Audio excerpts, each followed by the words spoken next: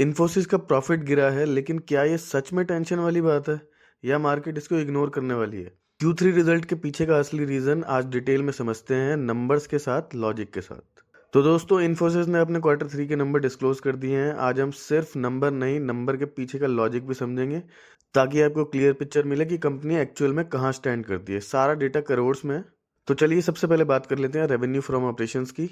पिछले क्वार्टर में 44,490 crore, last year Q3 में लगभग 41,764 करोड़ और करंट क्वार्टर में 45,479 करोड़। तो ईयर ऑन ईयर बेसिस पे देखें तो लगभग 9% की ग्रोथ देखने को मिल रही है और क्वार्टर ऑन क्वार्टर बेसिस पे देखें तो 2% की ग्रोथ देखने को मिल रही है। मतलब साफ है, रेवेन्यू साइड पे कंपनी स्टेडी ग्रोथ डिलीवर कर रही है। तो चलिए अब जानते हैं कि मार्केट का एक्सपेक्टेशन क्या था। मार्केट का एस्टिमेट था 45,000 करोड़ से 45,700 करोड़ और इन्फोसिस ने एग्जैक्टली इनलाइन नंबर डिलीवर किए हैं। रेवेन्यू फ्रंट पे कोई नेगेटिव सरप्राइज नहीं रहा है।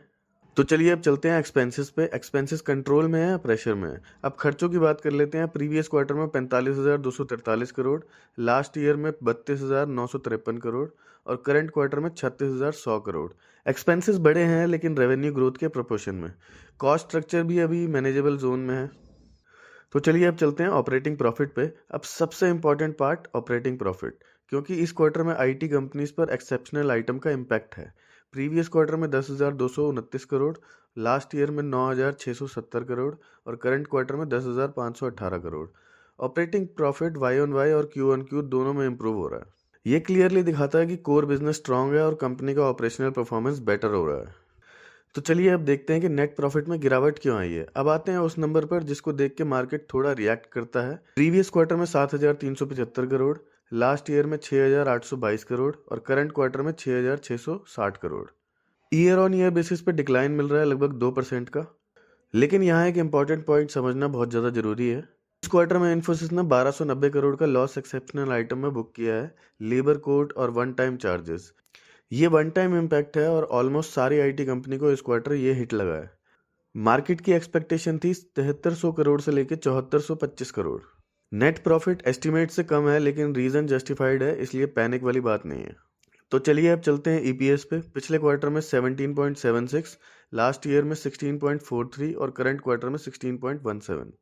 ईपीएस में हल्का सा प्रेशर है जो डायरेक्टली एक्सेप्शनल आइटम से लिंक्ड है। तो चलिए अब जान लेते हैं कि मार्जिन में प्रेशर कहाँ से आया। लास्ट ईयर में मार्जिन था 16.93%, प्रीवियस क्वार्टर में 16.57% और करंट क्वार्टर में 14.65%। मार्जिन गिरे हैं लेकिन रीज़न वही है, one time cost impact. Operationally margin stable रहते अगर एक्सेप्शनल आइटम ना होते तो ओवरऑल अगर देखा जाए तो रेवेन्यू ग्रोथ इंटैक्ट है, ऑपरेटिंग प्रॉफिट इंप्रूव हुए हैं, नेट प्रॉफिट में माइनर डिप है, वन टाइम रीज़न। अब नंबर ब्रॉडली इंडस्ट्री के ट्रेंड के साथ अलाइंड है, इसलिए इन रिजल्ट्स को वीक कहना जल्दबाजी होगी। ये normal IT sector type number हैं, 2 से 4% ऊपर, 2 से 4% नीचे, नथिंग अलार्मिंग।